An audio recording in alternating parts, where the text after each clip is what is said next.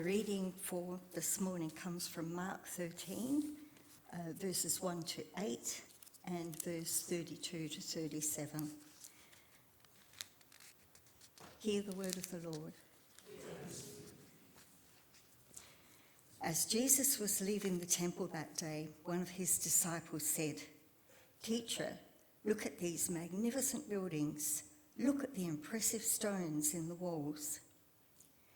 Jesus replied, "Yes, look at these great buildings, but they will be completely demolished. Not one stone will be left on top of another." Later, Jesus sat on the Mount of Olives across the valley from the temple. Peter, James, John, and Andrew came to him privately and asked, "Tell us, when will all this happen? What sign will show us that these things are about to be fulfilled?" Jesus replied, "Don't let anyone mislead you, for many will come in my name, claiming, 'I am the Messiah.' They will deceive many. And you will hear of wars and threats of wars, but don't panic. Yes, these things must take place, but the end won't follow immediately. Nation will go to war against nation, and kingdom against kingdom. There will be earthquakes in many parts of the world, as well as famines. But this is only the first of the birth pains, with more to come."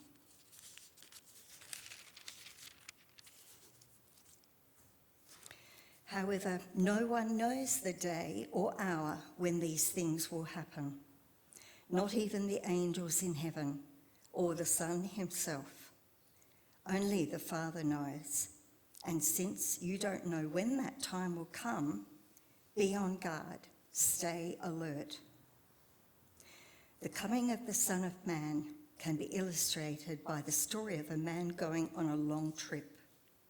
When he left home, he gave each of his slaves instructions about the work they were to do, and he told the gatekeeper to watch for his return.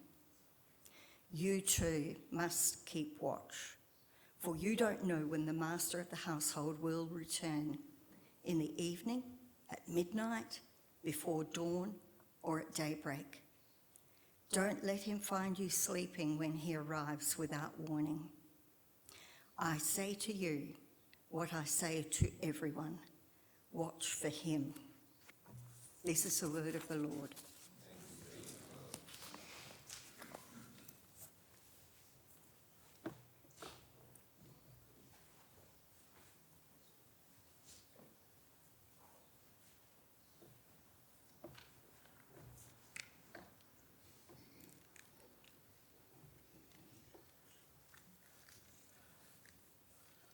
Well, good morning. I'm speaking now for a sound check because we've got an old microphone going here. Well, Jesus was leaving the temple. The last time he'd been in the temple, this was the last time he was going to be in the temple. And he probably left by the eastern gate. And I found out that this was the same gate that the Shekinah glory of God had left Solomon's temple several hundred years before in Ezekiel 10. And in both cases, when Jesus left the temple, didn't go back, and when the glory of God had departed the temple in Solomon's time, both temples were destroyed shortly afterwards. So if you think the Holy Spirit is going to leave this place, get ready for the destruction of the church. Not that it's going to happen here, I know. In the previous chapter, Jesus had given his last warning to the religious leaders. Last time he had confronted them. Last time he'd told them off. Last time he'd tried to get them to see what he was about. They didn't listen. And in verse 40 of chapter 12, he simply says that they would receive greater condemnation. That's how he finished with them. Now, the construction of the temple had begun 50 years previously, and it would go on for another 40 years until it was destroyed. The top of Mount Zion had been cleared away to leave a level area of about 1,000 square feet. And at the far end of that area on top of Mount Zion was the temple itself. It was built of white marble, plated with gold. Gold, real gold. White marble plated with gold. And it is said that it shone like the sun, so brightly that you couldn't look at it from a distance. It was that bright. The temple area was surrounded by great porches and porticos, and they were held up by pillars cut out of solid blocks of marble, one piece. I don't know how high this ceiling is. Anyone know how high it is up there? These pillars were almost 40 feet high, and it took 3 men like this, 3 men joined together to surround the width of them. They were huge, they were enormous, made out of one piece of marble. And at the corners of the temple, stones had been found which measured, I'm sorry, I'm still in feet here, and a lot of articles I read are still in feet, 20 by 40 feet, and they weighed over 100 tonnes each. And how they were put there, we still don't know. How they built the temple out of these huge blocks of marble, we still don't know. It's a mystery of ancient engineering. And so it's not surprising when these Galilean fishermen came to the temple, they were somewhat overwhelmed by what they saw. The grandeur and the magnificence and the size of this temple blew them away. And sometimes we too are overwhelmed by God's creation and even things that man makes. If you went to Sydney, what would you like to see? You'd probably want to see the Opera House. Who's seen the Opera House? You've seen the Harbour Bridge. If you went to America, what would you want to see? Grand Canyon? Who's seen the Grand Canyon? Couple? You might want to go to Disneyland. If you've been to Paris, what's the key attraction of Paris? The Eiffel Tower. If you went to Japan, what would you see in Japan? Mount Fuji and the bullet train. That's what I'd like to see. And even Naracoorte has world-class caves. You know that, don't you? That our caves there are world-class when people come to see them. And every country has great natural and man-made wonders. And the temple was in a class like that. It was one of the wonders of the day. It was truly magnificent. It was something that people would go a long way to see and marvel at. And so it's not surprising the disciples there say, "Isn't this place beautiful and magnificent and amazing?" We don't know who said it. It was probably Peter. Peter was the spokesman all the time, and probably was Peter was the one who made this comment. And the Jerusalem temple was admired around the world. And Jesus' reply was, yes, but the day will come when this temple will be completely, utterly destroyed, and not one stone will stand on another. That's what he said. It's been pointed out that the Romans never attempted to destroy the temple. They found written documentations to say, spare the temple. I mean, King Herod had built it. Romans had built it, and they didn't want it destroyed. But apparently, Jesus had said it would be destroyed, and his word overruled. whatever the Romans wanted to do. And somebody set fire to it. Now, how do you set fire to a building made of stone? Does stone burn? Well, the temple was full of wood, wooden furniture, wooden articles, full of material and cloth for the curtains, lots of oil around for lighting the lamps. And so when they set fire to it, it burnt. Now in the temple there was probably several tons of gold. Gold covered the roof. There's gold implements, gold, a lot of things were covered in gold. And does anyone know what temperature you need to melt gold? Anyone guessing? No one's a goldsmith here into jewellery? Well, let me tell you, 1,064 degrees C will melt gold. And so when it was set fire, the gold started to melt. It was over 1,000 degrees centigrade. And the gold ran down in the cracks between the stones. And so the Roman soldiers demolished the place to get the gold out. And that's what happened. Tons of gold. How they moved these huge marble blocks to get the gold out, I have no idea. Maybe the temperature weakened the marble, maybe it shattered and fell apart.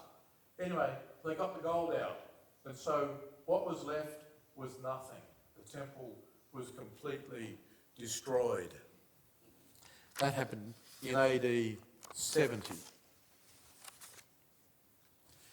Now, if I was the world's best engineer and I told you that the Sydney Harbour Bridge was going to collapse, you'd probably ask me, well, when's it going to happen? And how's it going to happen? And is there going to be any warning? And the disciples, of course, wanted to know when this great thing was going to happen. When is the temple going to be destroyed? In Matthew 24, it says they came to him privately. Tell us then, when will these things happen? And what will be the sign of your coming and the end of the age?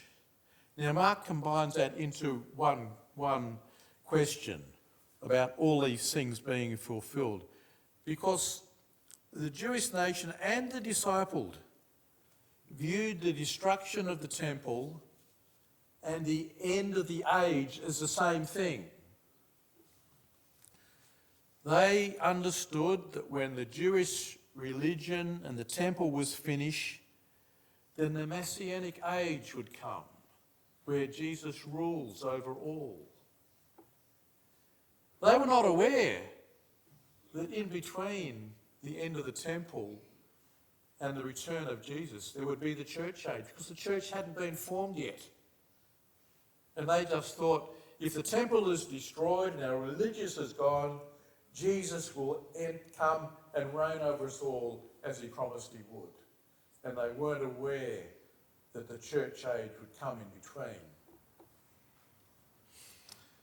And so Jesus then goes on to describe some of the signs at the end of the age. I'm not going to go through them all, but there's some things here. First one, he says, is many will come claiming to be the Messiah. And over the last 100 years, many men have said that they are the Messiah, that they are Jesus himself. Most of them died and have gone now, but there's still people around the world who claim they are Jesus.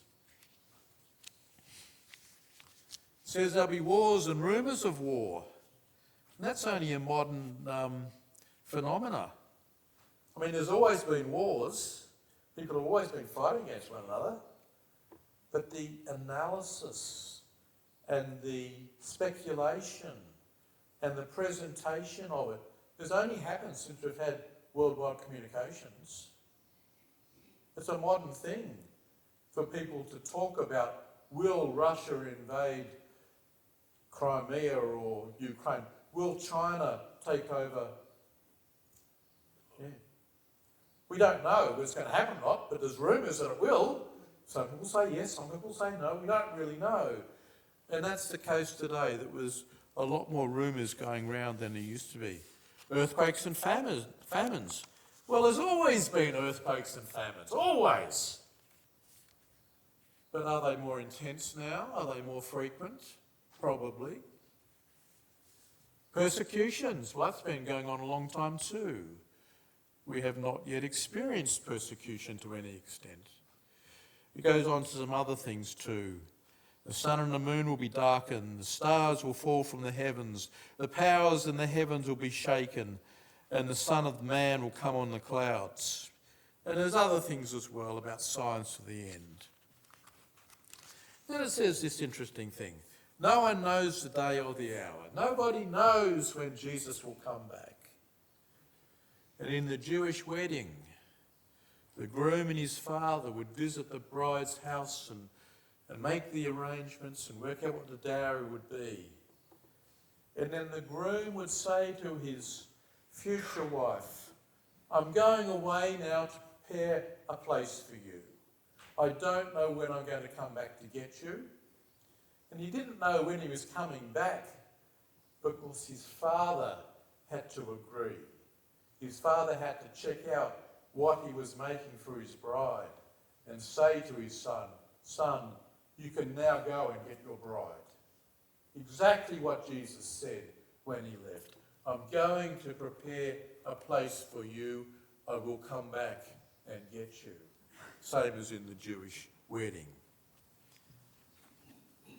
Only the Father knew when the Son could return. Then we read in verse 32, but the day or hour no one knows, not even the angels in heaven, nor the Son, but only the Father. So be on guard, be alert. Do you not know that when the time comes, it's like a man going away. He leaves his house and puts his servant in charge, each with their assigned task, and tells the one at the door to keep watch.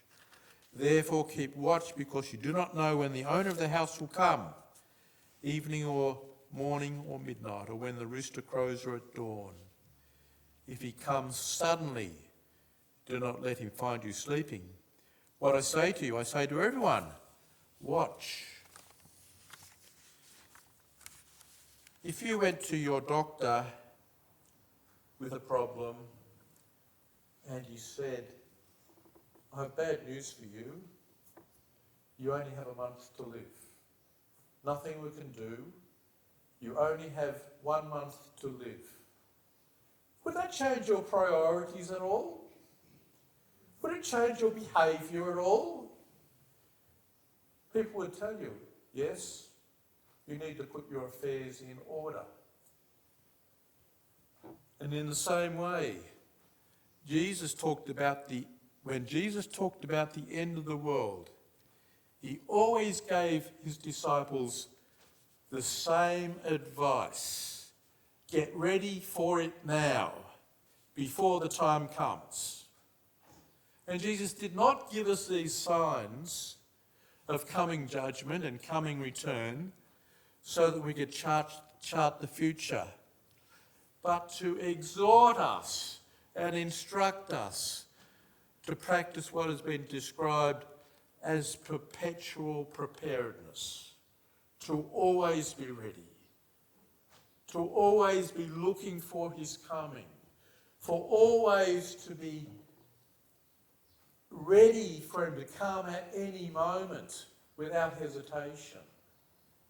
And people have lived that way for thousands of years, expecting Jesus to come. Not disappointed when he didn't come in their lifetime, but knowing they were ready to receive him if he did.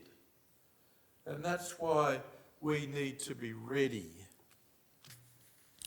He says 3 things. Take heed, look, take care, beware, be alert, keep watch, and don't be asleep, because it will happen suddenly. And if we are not aware of what is happening around us, we will be easily deceived.